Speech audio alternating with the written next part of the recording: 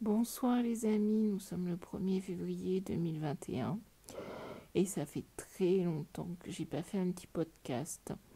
J'espère que vous allez tous bien.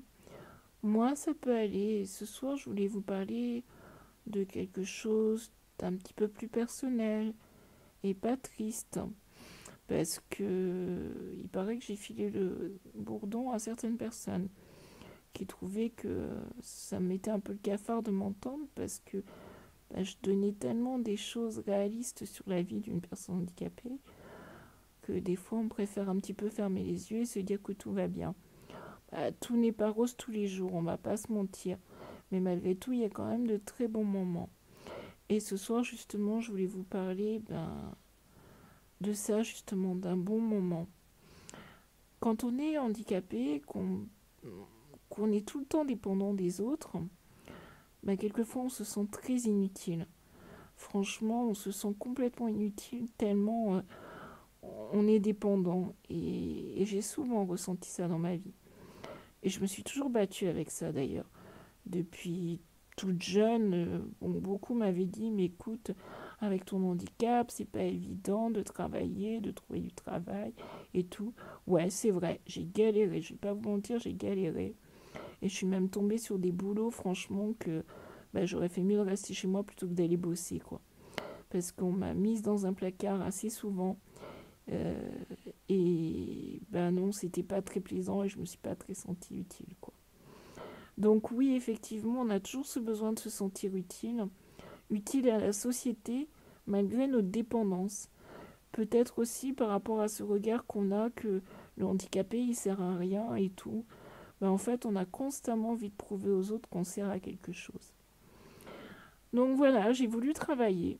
Je vais pas vous mentir, au niveau du professionnel, ça n'a jamais été vraiment une partie de plaisir. J'ai travaillé, mais comme je vous ai dit, on m'a souvent mise au placard.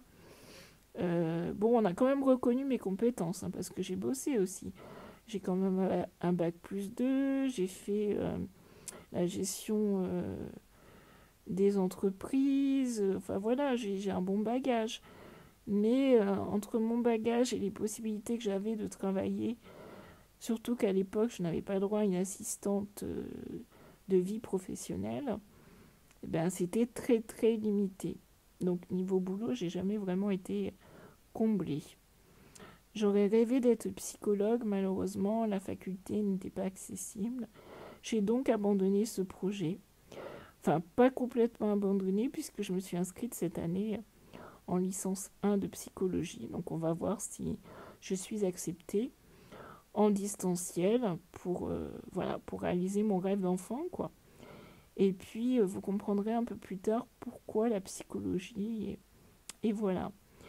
Et donc, après à peu près 15 années dans la fonction publique, bon, mes employeurs ont été quand même satisfaits de moi, hein, ils le sont toujours, mais j'avoue que je me sens pas comblée. J'ai pas envie de faire de la paperasse toute ma vie, j'ai pas envie d'être derrière un ordinateur toute ma vie. Comme je vous ai dit, quand on est dépendant des autres, on a envie de se sentir utile. Mais pas de se sentir utile de cette manière. On a envie d'apporter sa contribution aux autres. Et moi, cette contribution aux autres, je l'ai découvert avec la société pour laquelle je suis devenue partenaire auto-entrepreneur dans le domaine du bien-être. Parce que quand moi, je me suis sentie mieux grâce à cette société partenaire, je me suis dit pourquoi je n'en ferais pas profiter les autres. Et c'est ce que j'ai fait. Et je peux vous assurer que quand une cliente me dit ah, je me sens enfin mieux, je peux enfin dormir, mes jambes sont moins lourdes, j'ai perdu quelques kilos, franchement, ça me réchauffe le cœur. Et je me dis que je suis utile à la société.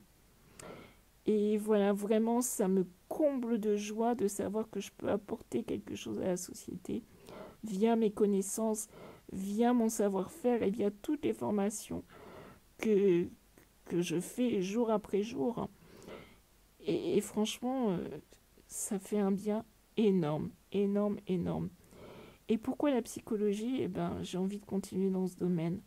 J'ai envie que grâce à ma façon de voir les choses, à ma façon d'être, à ma façon d'écouter, ben, les gens se sentent bien et aillent mieux grâce à moi.